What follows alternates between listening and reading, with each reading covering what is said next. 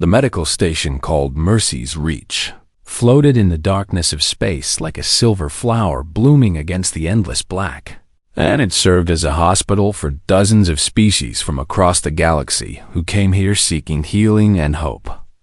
Dear Elena Vasquez stood at the observation window of the trauma bay and watched the dying star that the station orbited, its red light painting everything in shades of blood and rust. And she thought about how strange it was that such beauty could exist at the edge of destruction. She was one of only 4 humans stationed aboard Mercy's Reach, and she worked the graveyard shift because most other species found it too unpredictable and too stressful for their delicate nervous systems. The trauma bay was quiet tonight, with only the soft humming of medical equipment and the gentle beeping of monitors to keep her company. And Elena liked it this way because the silence gave her time to think she had been stationed here for 2 years now. And in that time she had treated everything from Thixian poison burns to Kethri bone fractures to Galenthi neural damage. And she had earned a reputation as someone who stayed calm when everything went wrong. Her colleagues often asked her how she managed to remain so steady in the face of chaos. And she never knew how to answer them because to her it was simply what needed to be done. The station's communication system crackled to life, and a voice filled the trauma bay with urgent words that made Elena's heart beat faster in her chest. Emergency distress call received from Varaxian cargo vessel designation Starweaver. The AI announced in its calm mechanical tone. Catastrophic reactor breach detected and multiple casualties reported, and survivors incoming to Trauma Bay 7. Elena moved immediately, her hands already pulling on sterile gloves as she walked toward the preparation area where other medical staff were beginning to gather. The Varaxians were known throughout the galaxy as gentle giants, standing 12 feet tall with crystalline exoskeletons that caught the light like living jewels. And they had compound eyes that seemed to hold all the wisdom of the universe within their fractured depths. They were beloved by every species they encountered because they were kind and peaceful, and they had never in recorded history started a conflict with anyone. Their bodies were built for strength, with powerful limbs that could crush stone and mandibles that could slice through metal. But they used these gifts only for labor and construction, and never for violence. Elena had treated Varaxians before, and she had always found them to be patient and cooperative and grateful for even the smallest kindness. The other medical staff began arriving in the trauma bay, their various forms moving with practiced efficiency as they prepared beds and equipment for the incoming patients. Dr. Morath was a Thixian, a 4-legged creature with silver fur and 6 eyes that could see in multiple spectrums, and he was one of the most skilled surgeons on the station, despite his tendency to freeze when startled. Nurse Kella and Nurse Bryn were Kethri, small mammalian beings with soft brown fur and large ears that twitched at every sound. And they were fast and nimble and perfect for assisting in delicate procedures. Orderly Vex was a Galenthi, a tall insectoid creature with a reputation for courage and reliability. And he had served on 3 military vessels before choosing the peaceful life of a medical worker. Together, they formed a team that had saved hundreds of lives, and Elena trusted each of them with her own. The first transport pod arrived, and the doors slid open to reveal Varaxian survivors. Their crystalline shells cracked and bleeding a luminescent blue fluid that glowed in the harsh medical lights. Elena moved to the nearest patient and began her assessment, her hands gentle but quick as she cataloged injuries and called out orders.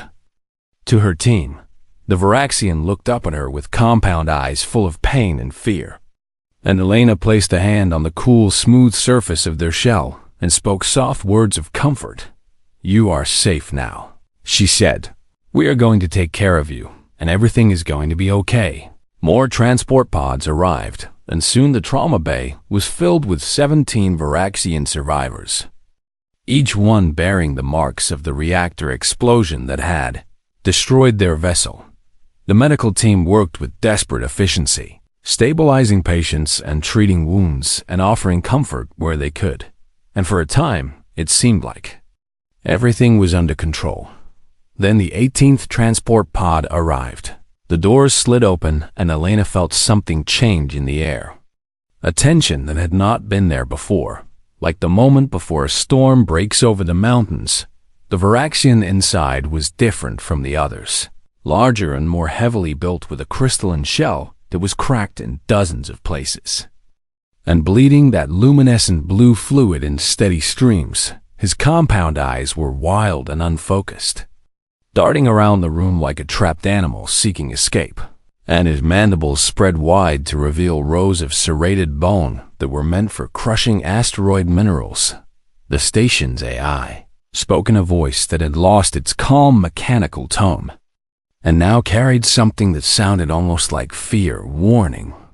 It announced, dangerous neurochemical levels detected in patient 18, and immediate evacuation of all personnel is recommended. Dion Morth looked up from his patient, and his 6 eyes went wide with recognition and terror. Shatter Rage. He whispered, and the words seemed to freeze everyone in place like a spell had been cast over the entire trauma bay. Elena had heard of Shatter Rage in her xenobiology courses. A legendary, an almost mythical berserker state the Varaxians could enter when their hive bond was catastrophically severed. The ancient records said that when a Varaxian lost their entire hive family at once, something broke inside their mind, and they became creatures of pure destruction. The records also said there was no cure, only death, usually of everyone nearby. The Varaxian rose from the transport pod, and his great limbs tore through the restraints like they were made of wet paper. And a sound emerged from deep within his thorax that made Elena's bones vibrate with primal fear. It was a subsonic wail, a frequency that triggered prey instincts across every species in the room.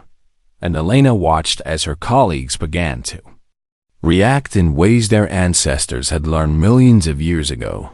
The storm had arrived, and it was wearing the face of a gentle giant driven mad by grief. The Varaxian, who would later be identified as Kethvorin, stood in the center of the trauma bay like a mountain of crystalline fury, and his compound eyes burned with a light that spoke of madness and grief. Beyond imagining, he had been a cargo handler on the Starweaver, a simple worker who spent his days moving crates and singing songs with his hive family. And now he was alone in a way that no creature should ever be alone. The reactor breach had killed them all in an instant. 47 Varaxians who shared his bond. 47 voices that had lived inside his mind since the moment of his hatching. And now there was only silence where there should have been love. The Shatter Rage filled that silence with fire. Kethvorin's first movement was so fast that Elena barely saw it, his massive arms sweeping through the air and shattering a surgical bed into 1,000 pieces that flew across the room.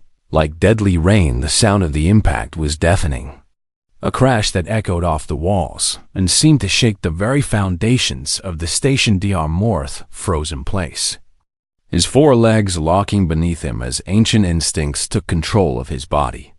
Because his species had evolved on a world where creatures that looked like Varaxians had been the apex predators for millions of years. His silver fur stood on end and his 6 eyes went blank, and he simply stopped moving, trapped in a prison of genetic memory that he could not escape. Nurse Kella and Nurse Bryn released terrapheromones into the air, a scent that spread through the trauma bay like invisible smoke and told every creature nearby that something terrible was happening.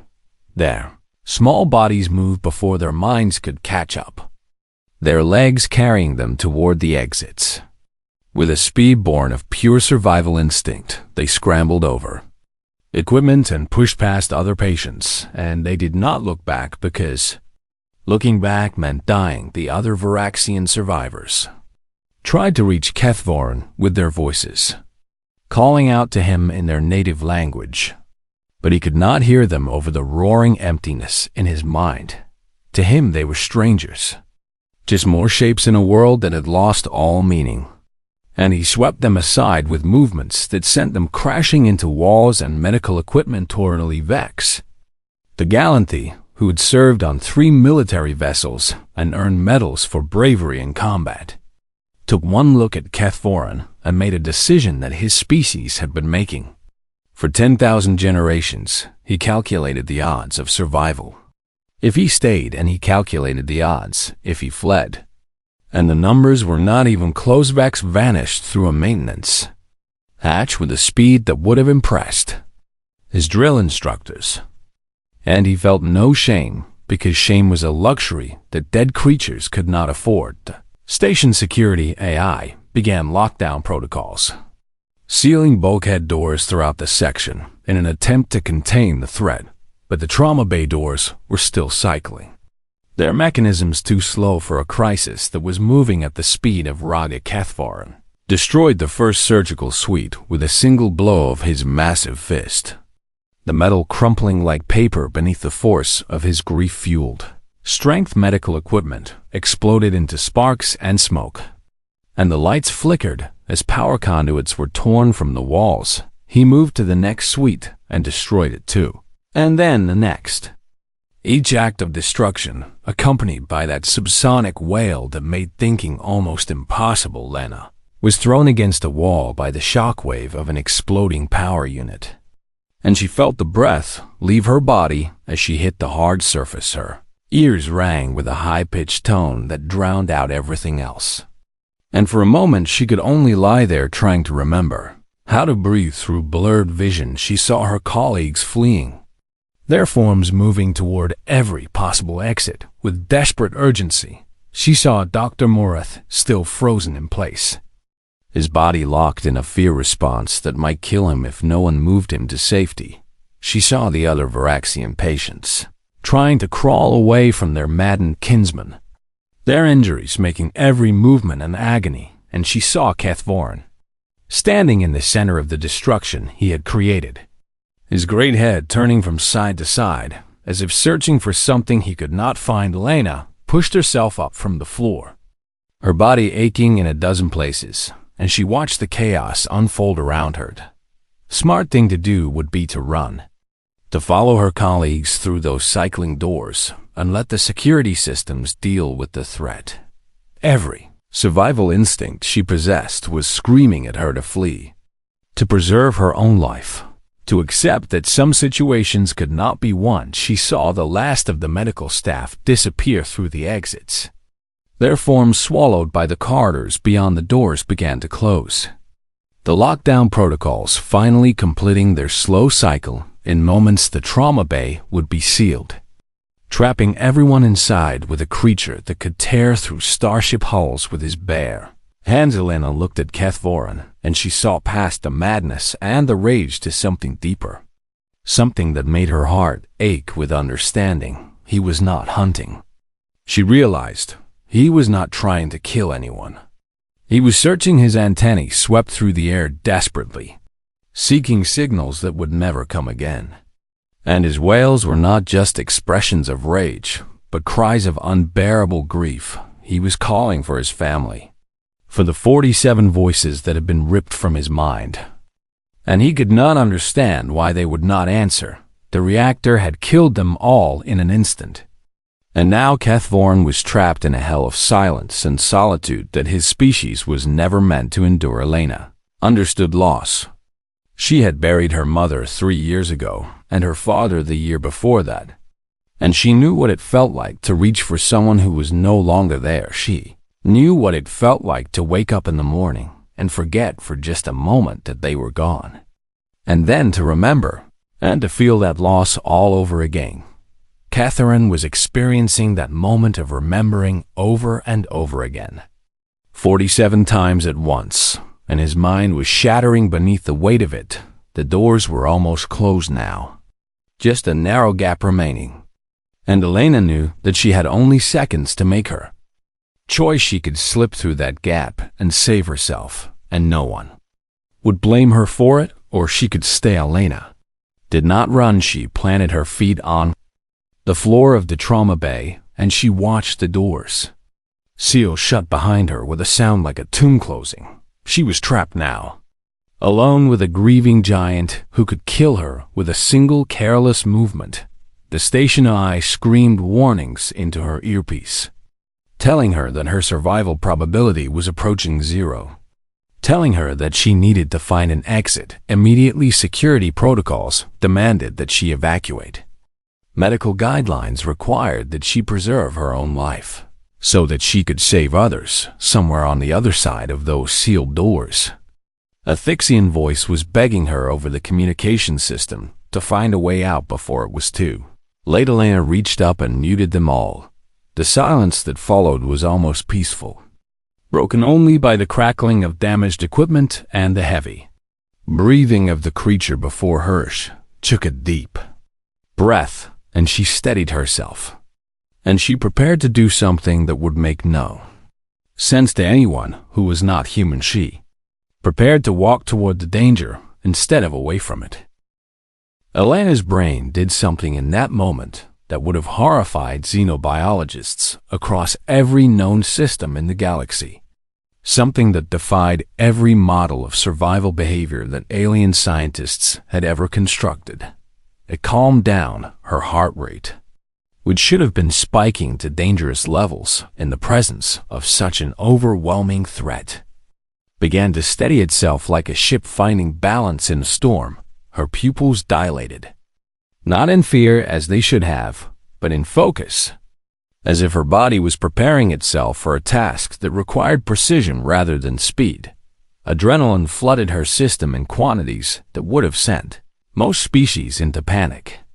But instead of triggering the flight response that evolution had designed it for, the chemical sharpened her mind and steadied her hands. This was the human paradox that no species had ever fully understood. Despite centuries of study and thousands of research papers and endless academic debates, humans possess the ability to move toward danger when every logical impulse demanded retreat, to walk into fire when wisdom screamed for them to run, to stand firm when standing firm meant almost certain death. Scientists called it an evolutionary mistake, a glitch in the survival programming that should have been corrected. Long ago, philosophers called it the spark of something greater, evidence that humans were touched by forces beyond mere biology. Soldiers simply called it guts. Elena did not think about any of these things as she stood in the ruined trauma bay, watching Kethvorin destroy everything around him in his search for family that would never answer. She did not think about the research papers or the philosophical debates or the medals for bravery that humans had earned across 100 battlefields. She simply observed, the way she had been trained to observe during her years of medical education, the way a healer looks at a patient and sees not just symptoms, but the person beneath. Kethvorin was moving through the trauma bay like a force of nature, his massive limbs sweeping aside equipment and furniture with careless power. But there was a pattern to his destruction that Elena began to recognize. He was not attacking randomly. He was not hunting prey. He was not trying to kill anyone who remained in the room with him. He was searching. His antennae swept through the air in wide arcs, seeking the chemical signals and electromagnetic frequencies that Varaxians used to communicate with their high families. His compound eyes, fractured and bleeding from his injuries, scanned every corner of the room as if expecting to find familiar faces hiding in the shadows. His mandibles moved in patterns that Elena recognized from her xenobiology courses as the Varaxian equivalent of calling out names. He was looking for them. The 47 voices that had been silenced by the reactor breach. The family that had lived inside his mind since the moment of his hatching, and every time he failed to find them, every time his antennae detected only empty air and his eyes saw only strangers, the shadow rage grew stronger and his grief grew deeper. Elena understood something in that moment that changed everything, a realization that cut through the fear and chaos and reached the core of her being. Kethvorin was not a monster. He was a father and a brother and a son who had lost everyone he loved in a single terrible instant. And his mind was breaking because Varaxians were never meant to be alone. The shadow rage was not really rage at all. She realized it was grief so overwhelming that it had burned away everything else, leaving only pain and the desperate need to make the pain stop. She had seen this before in human patients. The ones who lost spouses or children or entire families to accidents and disasters. The ones who sat in hospital beds with empty eyes and broken hearts. She had held their hands and spoken soft words and helped them find their way back from the edge of despair.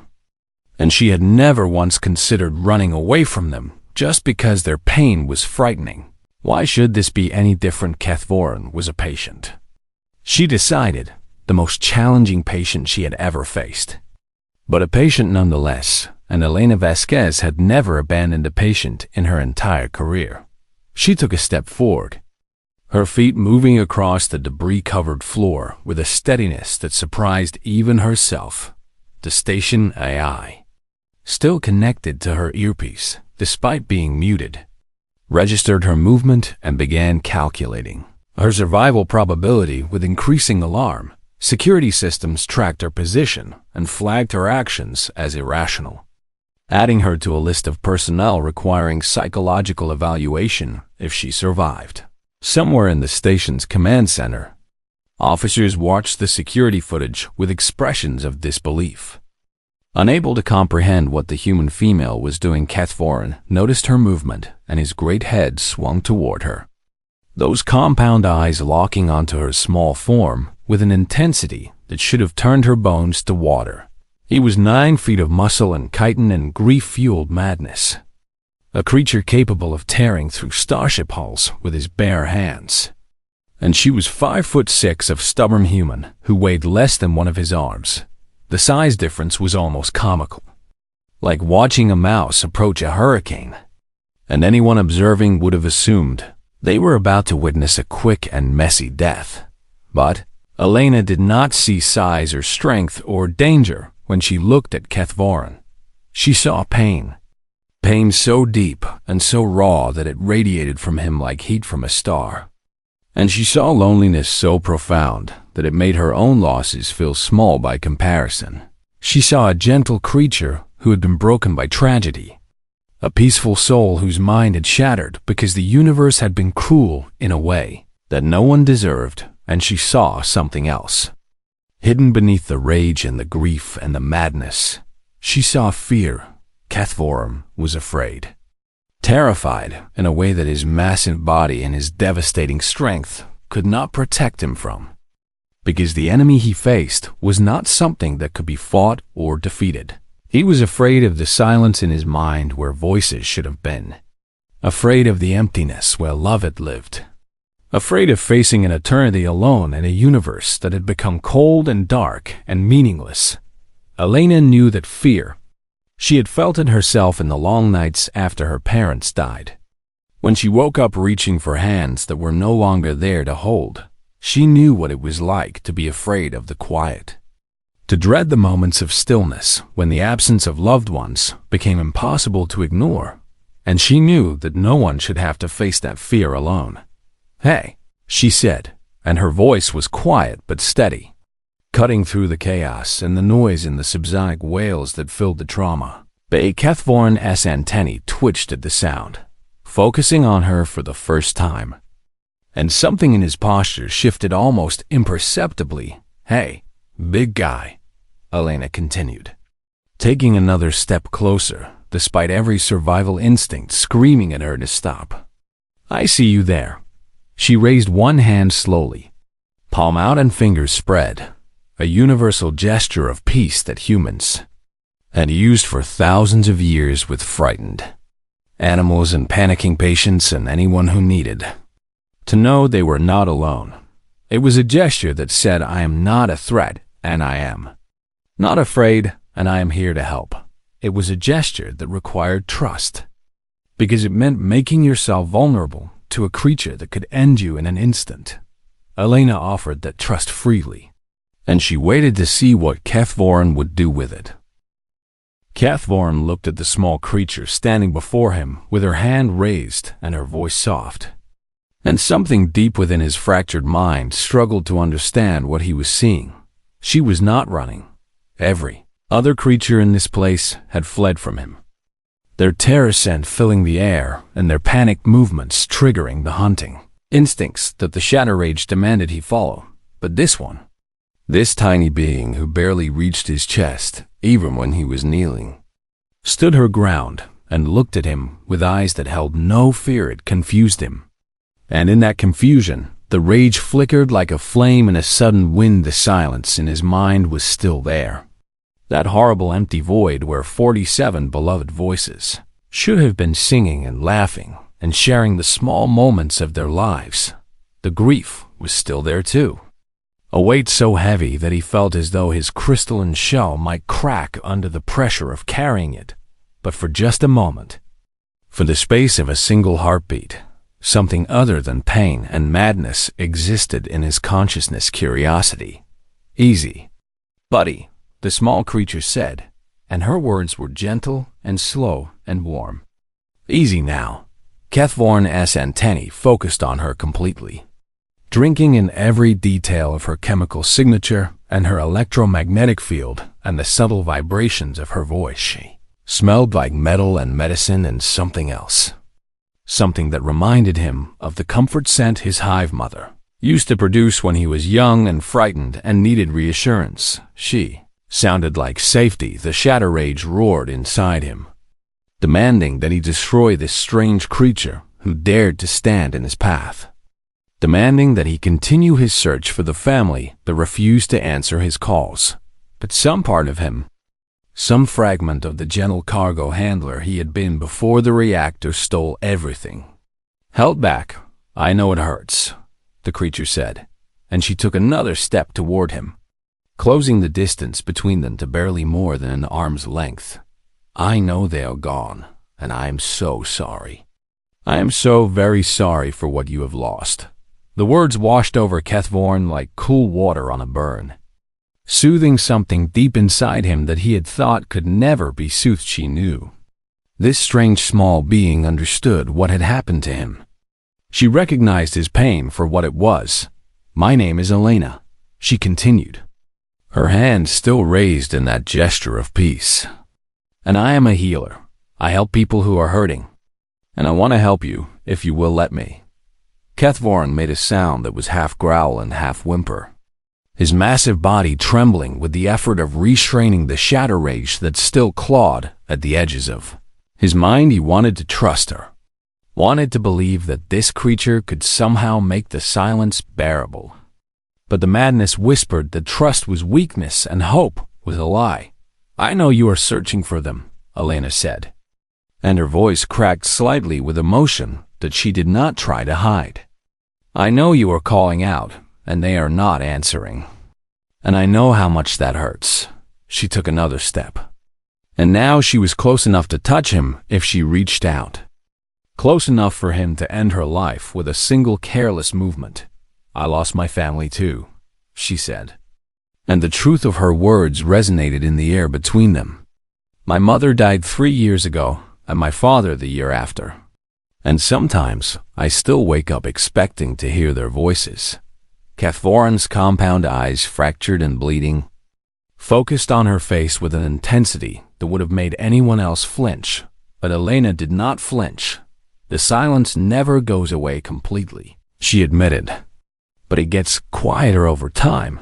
And one day, you realize that you can live with it. That you can carry the memory of the ones you loved without being crushed by the weight of missing them. The Shatter Rage surged again and Kethvorn roared, his massive form lunging toward Elena with a speed that should have been impossible for a creature of his size. He closed the distance between them in less than a heartbeat, his great limbs reaching for her, his mandibles spreading wide. Elena did not move. She stood perfectly still as the mountain of chitin and muscle and grief barreled toward her, as death itself seemed to reach out with crystalline claws to claim her life later.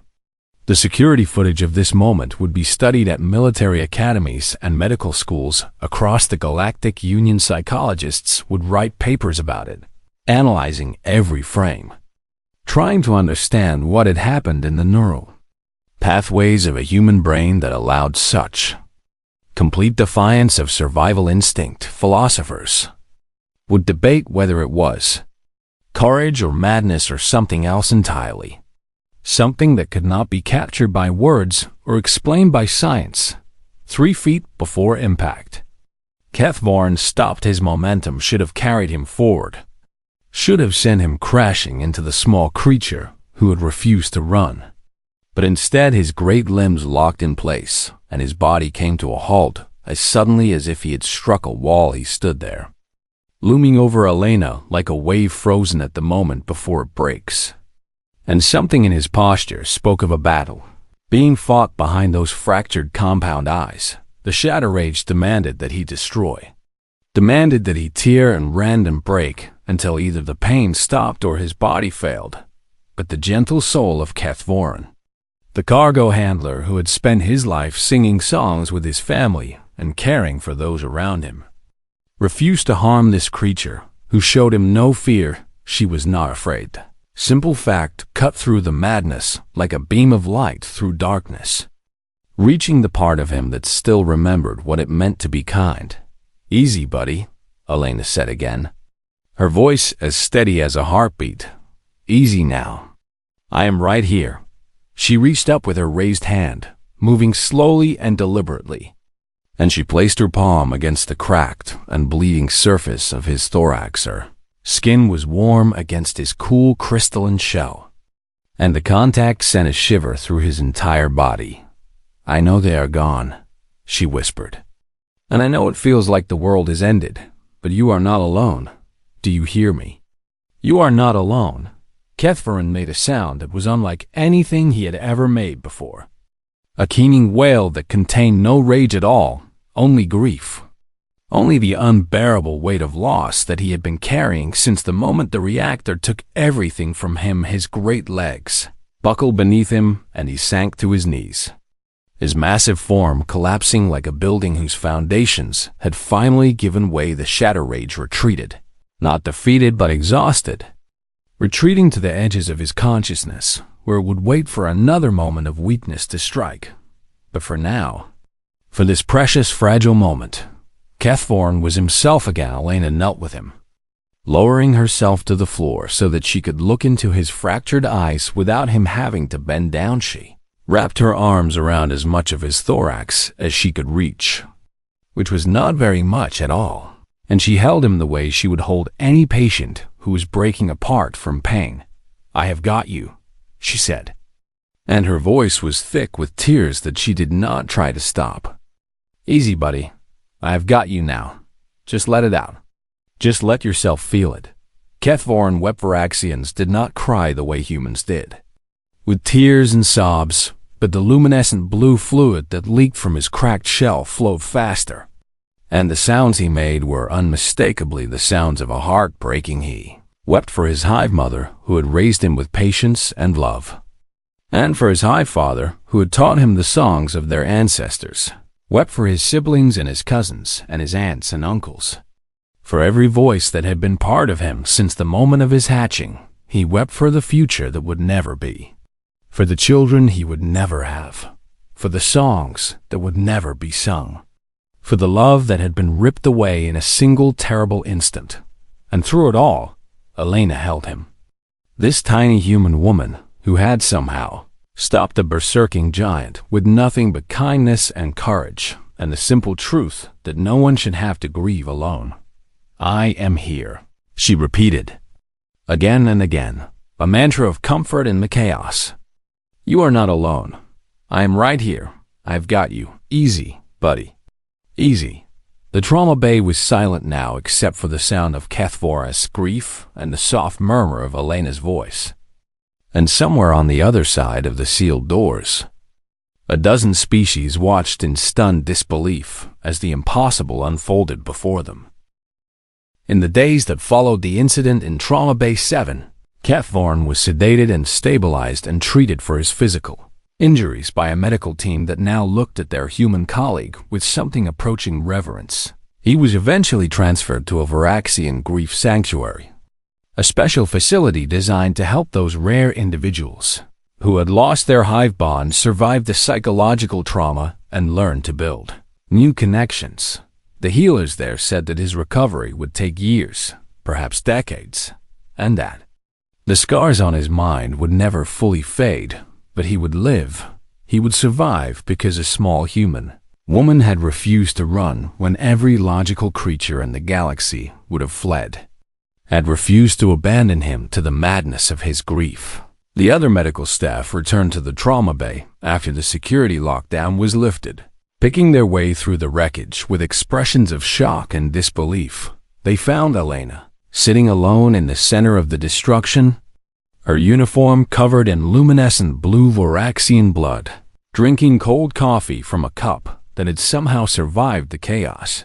She looked up at them with tired eyes and smiled a small smile, and she asked if anyone had checked on the other Voraxian patients who had been injured during the rampage. Dr. Morith, the Thixian physician who had frozen in place when the Shatter Rage began, approached Elena with something like religious awe in his 6 eyes. He had spent the entire crisis locked in a fear response that his species had evolved millions of years ago, unable to move or think or help, and he had watched through the security feeds as Elena walked towards certain death with her hand raised in peace. "You should have died," he said, his voice trembling with emotions that Thixians rarely allowed themselves to feel. Every calculation, every survival model, every instinct in the known galaxy said you should have run. So why did you stay? Elena considered the question for a long moment, thinking about her mother, who had worked as a nurse in a war zone, and her father, who had been a firefighter for 30 years. Thinking about all the stories she had grown up hearing about ordinary humans who did extraordinary things simply because someone needed help. She thought about the first responders who ran into burning buildings when everyone else was running out, about the soldiers who threw themselves on grenades to save their comrades, about the strangers who jumped into frozen rivers to rescue people they had never met. She thought about what it meant to be human, really human, not just in body but in spirit, because he was scared. She said finally, her voice soft with exhaustion, and he was hurting, and someone had to help. Mara's secondary eyes blinked in confusion, his Thixian mind struggling to process a logic that made no sense by any rational measure. But the risk, he protested. The probability of your death was approaching certainty. How could you justify such irrational behavior? Elena took another sip of her cold coffee and shrugged, a gesture that seemed almost dismissive given the gravity of what she had done. Yeah, she admitted, we are kind of stupid that way. Word spread, as word always does when something remarkable happens in a galaxy full of curious beings within a standard week. The story had crossed a dozen systems, passed from trader to merchant, to diplomat to soldier in an endless chain of whispered amazement. The human who did not run. They called her the human who said easy buddy to a berserking Voraxian and lived. The story was discussed in academic halls and military academies, in diplomatic chambers and common taverns, wherever beings gathered to share tales of wonder and disbelief. Scientists analyzed the security footage frame by frame, trying to understand what had happened in Elena's brain during those critical moments, trying to find the neurological explanation for behavior that defied every model of survival they had ever constructed. They found nothing that satisfied their questions, nothing that could explain how a prey species with no natural weapons and relatively fragile bodies could produce individuals capable of walking towards certain death. Philosophers debated whether Elena's actions represented the highest expression of sapient consciousness or simply the strangest evolutionary quirk in the known galaxy. They argued about free will and determinism, about the nature of courage and the meaning of sacrifice, about whether humans were blessed or cursed with their peculiar psychology. Politicians worried about what it meant for the balance of power in the galaxy if humans were truly capable of the things the story said. If they really could walk into darkness when everyone else ran toward light, and everywhere. Species that had once dismissed humans as soft and short-lived and unremarkable began to look more closely at their new neighbors. They noticed things they had overlooked before, patterns of behavior that suddenly seemed significant in light of what had happened on Mercy's Reach. They noticed the human firefighters who charged into infernos without hesitation, breathing toxic smoke and walking through walls of flame to rescue people they had never met. They noticed the human doctors who worked plague zones for months at a time, exposing themselves to diseases that could kill them in days, refusing to leave until every patient was treated. They noticed the human soldiers who carried wounded comrades for miles across hostile terrain, who refused to leave anyone behind, even when doing so meant risking their own lives. They noticed the human parents who worked themselves to exhaustion providing for their children, who sacrificed their own dreams and desires to give the next generation a better chance. They noticed the human strangers who stopped to help accident victims on roadsides, who pulled drowning swimmers from dangerous waters, who rushed toward the sounds of screaming when wisdom demanded they run the other way. And they began to understand that Elena Vasquez was not an exception, not a mutant, not a statistical anomaly in an otherwise normal species. She was simply, terrifyingly, typically human Admiral Kethrax of the Galactic Fleet stood before his newest class of officer cadets, his ancient insectoid body carrying the weight of 100 campaigns and 1,000 hard-won lessons. He had spent his long career studying the military capabilities of every species in the galaxy, learning their strengths and weaknesses, understanding how to fight them and how to fight alongside them. But nothing in his decades of experience had prepared him for what the humans had shown the galaxy in that trauma bay. They are not strong, he told his cadets, his voice resonant with the authority of age and experience, not compared to us or the Varaxians or a dozen other species. A Galactic warrior could break a human in half without significant effort. The cadets shifted in their seats, wondering where their admiral was going with this seemingly dismissive assessment. They are not fast, Kethrax continued. Their reflexes are adequate but nothing special, and their sensory capabilities are laughably limited compared to most sapient species. More shifting, more confusion, as the cadets tried to reconcile their admiral's words with the obvious respect in his voice. They do not have claws or venom or natural armor. Their teeth are barely adequate for eating, and their nails could not scratch through wet paper. By every objective measure, they should be prey, not predators, victims, not victors. Kethrax paused, and something that looked almost like fear crossed his ancient face, an expression that his cadets had never seen before and would never forget. But they will walk into the dark when everyone else runs, he said, his voice dropping to something barely above a whisper. They will hold your hand while you die. They will stand between you and oblivion and say, "Easy, buddy," like it is nothing. He leaned forward, his compound eyes fixing each cadet. With a gaze that demanded their complete attention, they will run into burning buildings to save strangers. They will jump on grenades to protect comrades. They will work themselves to death treating plague victims. They will stand in front of berserking giants and offer them kindness. The cadets were silent now, understanding beginning to dawn in their young eyes. That is what makes them terrifying. Admiral Kethrax concluded, his voice carrying the weight of absolute conviction. That is what makes them the most dangerous species this galaxy has ever seen. He straightened, resuming his formal posture, but his eyes remained haunted by the knowledge of what humans truly were. That is what makes them human.